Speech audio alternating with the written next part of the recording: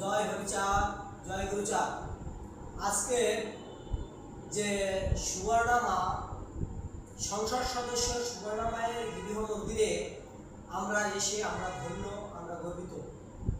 আমরা শ্রী শ্রী হরি গুরুচাঁদ মতুয়া মিশন নারায়ণগঞ্জের পক্ষ থেকে সেই সুবর্ণা মায়ের গৃহ মন্দিরে উপস্থিত হয়ে সকলে ধন্য, সকলে গর্বিত।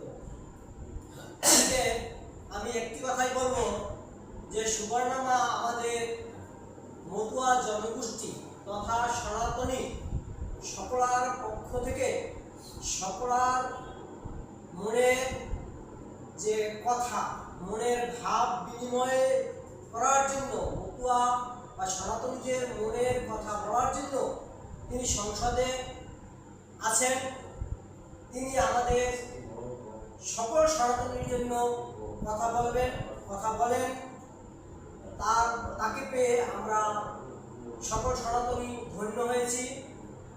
আজকে এই বিগত দিনে আমাদের সনাতন ধর্মের হয়ে কথা বলার মতো কেউই ছিল না। আজকে আমরা মাকে পেয়েছি। এই জন্য গুরুচাঁদ ঠাকুর কি বলেছে? গুরুচাঁদ ঠাকুরও বলেছে, তোমরা রাস পোশাক পরিধান করো এবং রাস সবাই যাও এবং তোমরা রাজা হও এবং তোমরা নেতৃত্ব গ্রহণ করো এবং তোমরা সকলে ভীতু হয়ে পিছিয়ে বসে থাকো না। আজকে আমরা রাজ দরবারে যাওয়ার মতন শক্তি সঞ্চয় আমরা করেছি, সংসদ সদস্য হয়েছি, এমপি হয়েছি, মন্ত্রী হয়েছি। আমাদের আর কোনো ভয় নেই।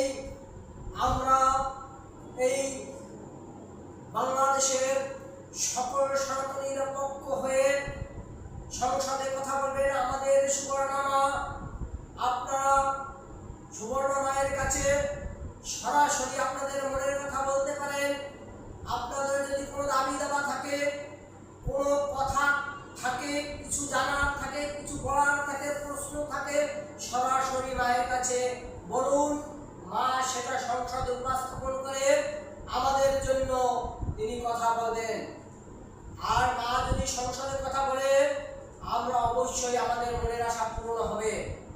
তাই আমরা সকল সনাতনীকে ঐক্যবদ্ধ হয়ে, একত্রিত হয়ে, শুধুমাত্র মতুয়া জনগোষ্ঠী নয়, সকল সনাতনী ঐক্যবদ্ধ হয়ে জাতি উঁচু নিচু ভেদাভেদ ভুলে শুধুমাত্র সুবর্ণা মায়ের হাতকে শক্তিশালী করে এই দেশ গঠনের জন্য আমরা তাকে সামনের দিকে এগিয়ে যাব। সামনের দিকে নেওয়ার জন্য আমরা তাকে সাহস যোগাবো। এই বলে আমি আমার বক্তব্য শেষ করছি। আপনারা সকলে ছুটে আসুন, সকলে ঐক্যবদ্ধ হয়ে এই মায়ের হাতকে শক্তিশালী করুন। জয় হরিচাঁদ, জয় গুরুচাঁদ, জয় সকল সনাতনী, জয় হরিবল।